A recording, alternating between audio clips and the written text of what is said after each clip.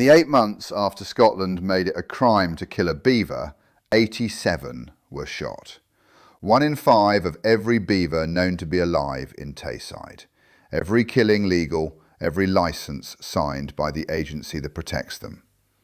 Pete Creech watched the first 11 come out of wooden crates in 2009. They had 5 years to prove they belonged before ministers decided whether beavers stayed in Britain at all. He is still out there counting what's left.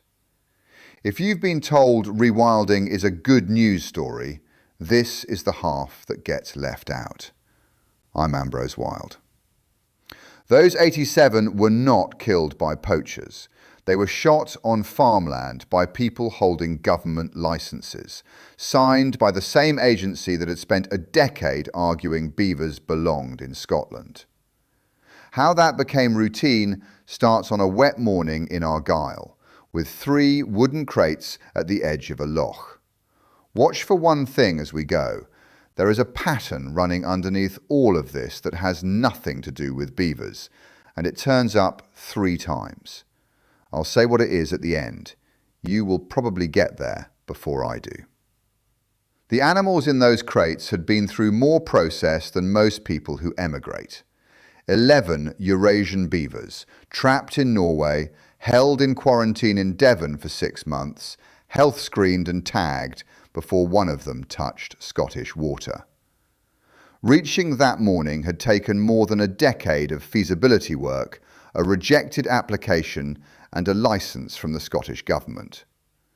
On the 28th and 29th of May 2009, 3 families went into 3 freshwater lochs inside Knapdale Forest in mid-Argyll.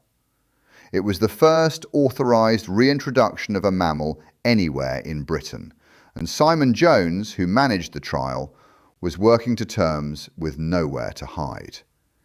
Every dam, every felled tree, and every kit born would be logged by independent monitors, then handed to ministers.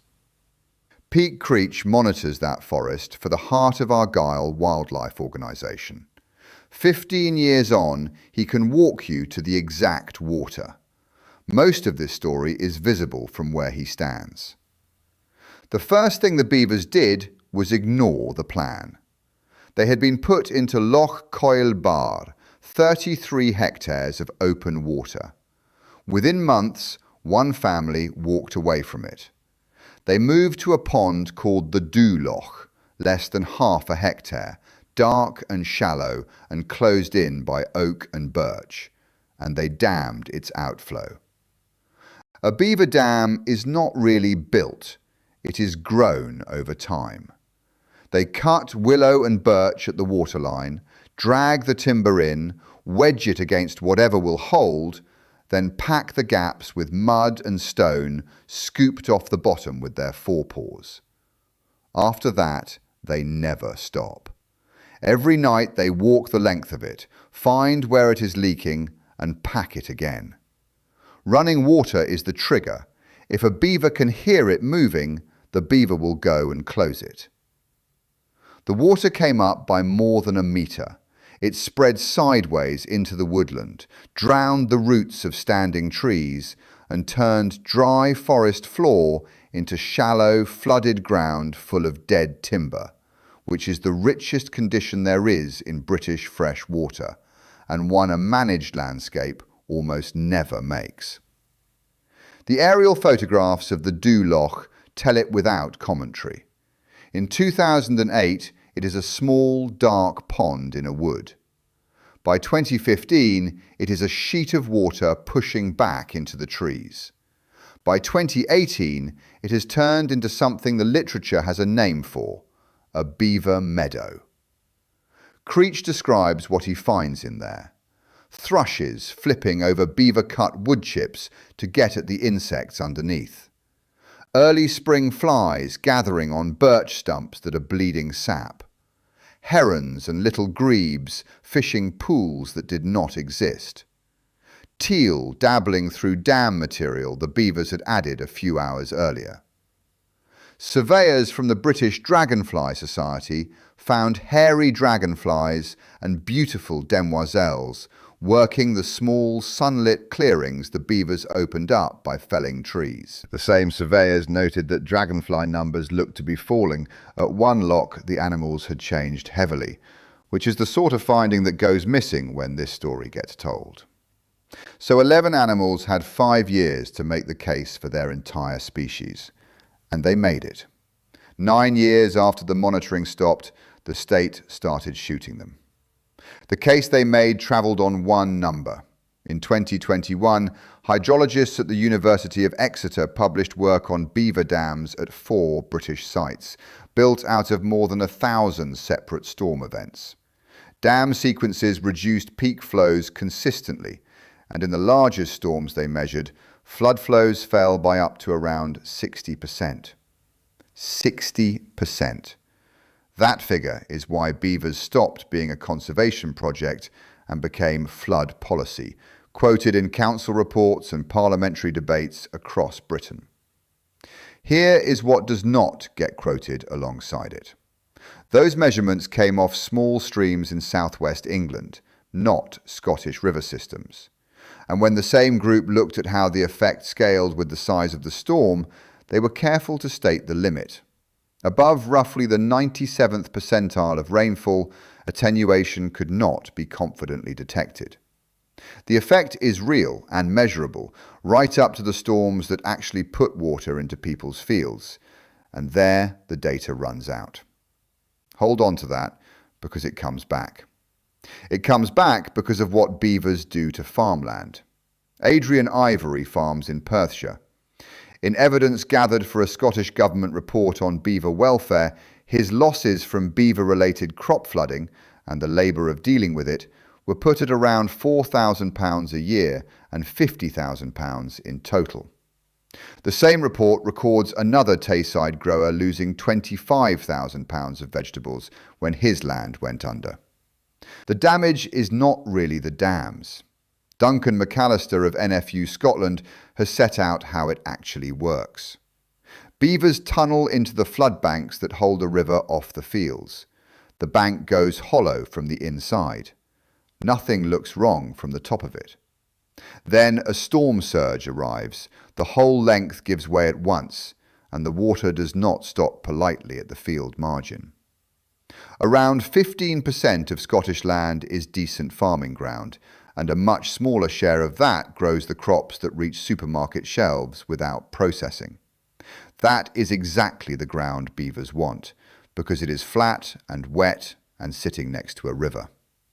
There was no compensation scheme. There was no agreed way of even recording what was being lost. In November 2016, ministers confirmed beavers would stay. On the 1st of May 2019, the beaver became a European protected species in Scotland, which made killing one a criminal offence. Protection arrived with a licensing system, because farmers needed a remedy and nobody had a better answer. In the 8 months that followed, NatureScot issued licences under which 87 beavers were shot, roughly a fifth of the known population in the Tay and Forth. The year after that, a further 115. The Royal Zoological Society of Scotland, which had helped bring the animals back, said publicly that control on that scale put their conservation status in question. The charity Trees for Life took NatureScot to the Court of Session, arguing the agency was not treating killing as a last resort. Now put the two halves of this together. Those beavers were shot because they flood farmland. The reason Scotland was keeping beavers at all was that they reduce flooding, on the strength of a 60% figure measured on small English streams, which stops being measurable at exactly the storm sizes that burst a Perthshire flood bank. Scotland was shooting them for causing floods on ground where it had never been able to prove they prevented any, and almost none of the animals being shot had been put there on purpose. Somebody, at some point in the 2000s, put beavers into the River Tay. No licence, no quarantine, no study. Nobody knows who did it, and nobody has ever been charged.